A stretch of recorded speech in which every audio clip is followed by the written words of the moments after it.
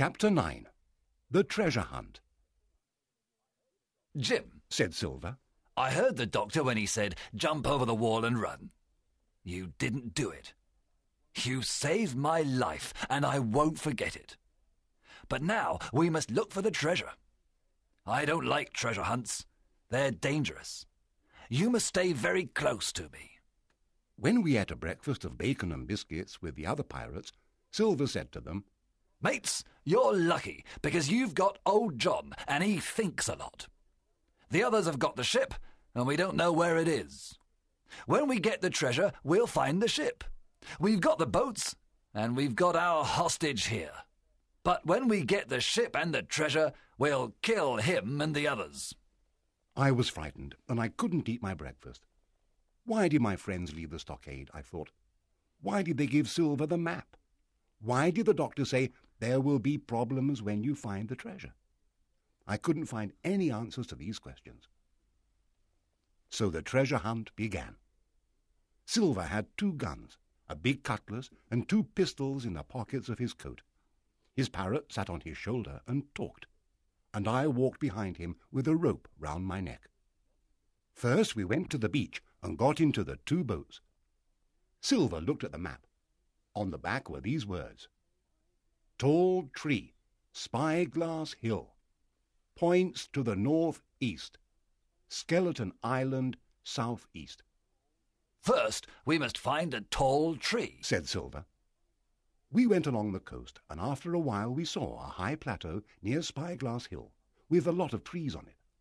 Some of the trees were very tall, so when we saw a good place to stop, we got out of the boats and began to climb towards the plateau. We went up slowly. Suddenly, one of the men in front of us shouted. We ran towards him. "Has he found the treasure?" said Morgan. "No," said another man. "He's very frightened." Then we saw a human skeleton under a big tree, and we all became cold with terror. "He was a seaman," said George Merry. "Look at the arms and hands and feet. said Silver. They aren't in a natural position." He was right. The skeleton's feet pointed in one direction. The arms and the hands pointed in the opposite direction. "I think I understand," said Silver. "Look, it's pointing southeast, at Skeleton Island. Captain Flint killed him and put him here as a compass." Morgan said, "It's Allardyce. He took my knife with him. I remember now." "Well, the knife isn't here now. Where is it?" asked George. "Maybe Flint took it." Morgan said. "Maybe he's still alive." "No, he's dead." said George. "Well, maybe it's his ghost." Morgan cried. "Stop this talk!" shouted Silver. "Flint is dead, and there isn't a ghost. Come, let's go." So we continued walking. On the plateau, we sat down to rest. We could see the Cape of the Woods in front of us. Behind us was the harbour and Skeleton Island. Above us was Spyglass Hill. "There are only 3 tall trees in the direction of Skeleton Island," Silver said. "It will be easy now. Come on, boys, let's go." But suddenly a voice began to sing. 15 men on a dead man's chest, yow ho ho, and a bottle of rum. It was a strange high voice, and it came from the trees. The men's faces went white. They stood up quickly. "Oh, God, it's Flint," said George. The voice stopped. Silver's face was very white too, but he said, "Come on, boys, don't be frightened. Someone's playing a game with us." The voice suddenly began again. It didn't sing this time. "Darby McGraw!" it shouted from far away. "Darby McGraw! Bring the rum, Darby!" The buccaneers didn't move. They didn't speak. "I know those words," Morgan said. "They were Flint's last words." Silver was very frightened too. He said quietly, "Who knows the name Darby McGraw on this island?" "Only us, Flint's men." Then he said in a loud voice, "Mates, I want that treasure and nobody will stop me. It's very near here and I'm going to find it." "It's Flint's ghost, John," said Morgan. "Ghost? Well, that voice had an echo, and a ghost's voice doesn't have an echo. Am I right, mates?" "Yes, that's true," George Merry said. "You're an intelligent man, John. Courage, mates. I'm not sure that the voice was Flint's. It was like..." Ben Gunn's voice, by God! shouted Silver. Who is frightened of Ben Gunn? Mary asked. Not me. The buccaneers weren't frightened now, and the colour returned to their faces. They began to laugh and talk. Then we continued walking, and we arrived at the first of the tall trees. But it wasn't the right one. We went to the second tree. It wasn't Flint's. But the third tree was very tall, about 200 feet high. We all knew that in the ground, under that tree, was the treasure. My companions ran towards it, and Silver followed them on his crutch. Sometimes he pulled me with the rope.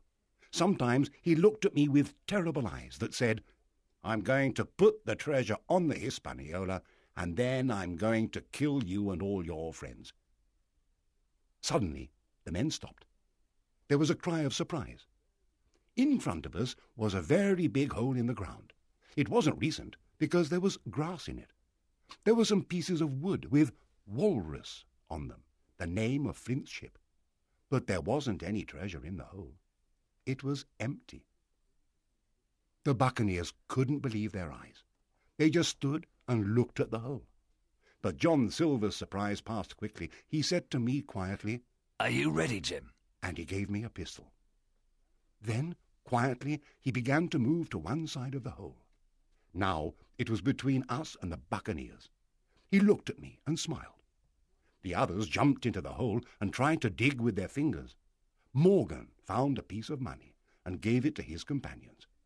£2. Mary shouted at Silver. You knew that the hole was empty? "Do you want to be Captain Merry?" Silver answered.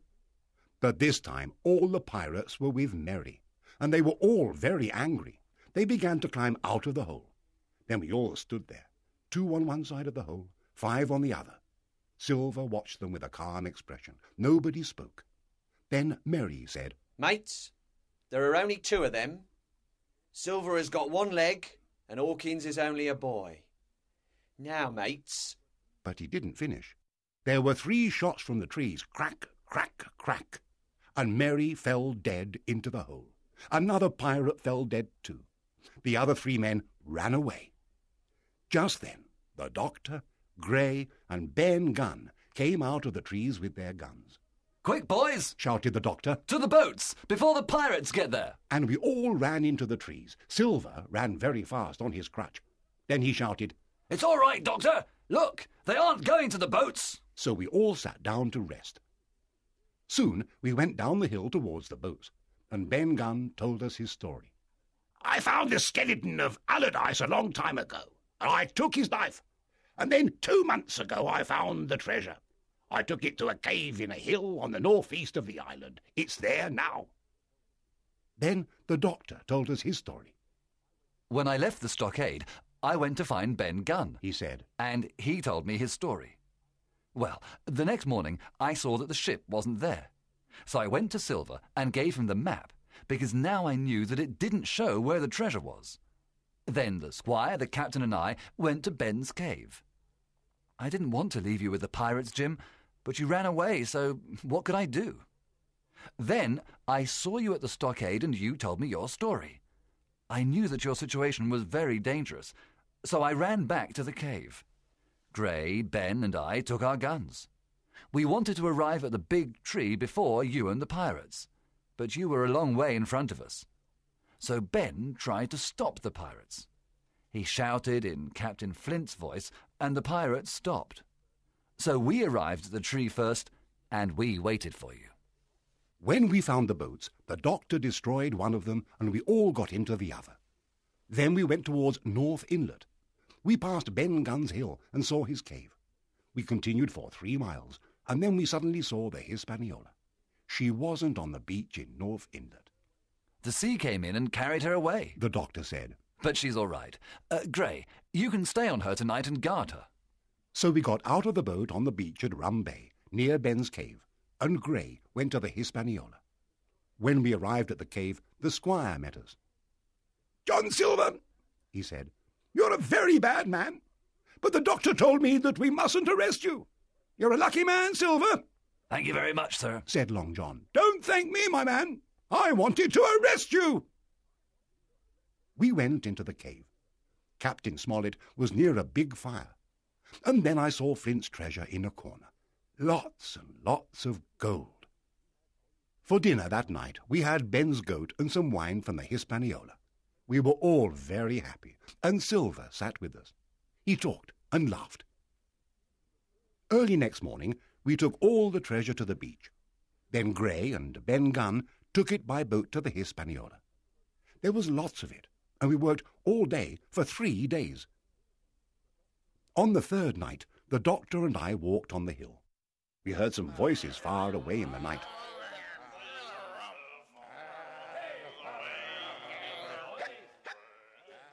It's the 3 pirates, said the doctor. They're all drunk, sir, said John Silver behind us. The doctor didn't answer, and he didn't look at Silver. The buccaneer was always polite to us now, and he always tried to do a lot of things for us. But nobody liked him. We didn't hear the pirates again, and we decided to leave them on the island. We left some food for them. Then we went to the Hispaniola and sailed her away. The 3 pirates watched us from the island. Don't leave us here! They shouted. But we didn't take them. They were dangerous, and we didn't want any problems.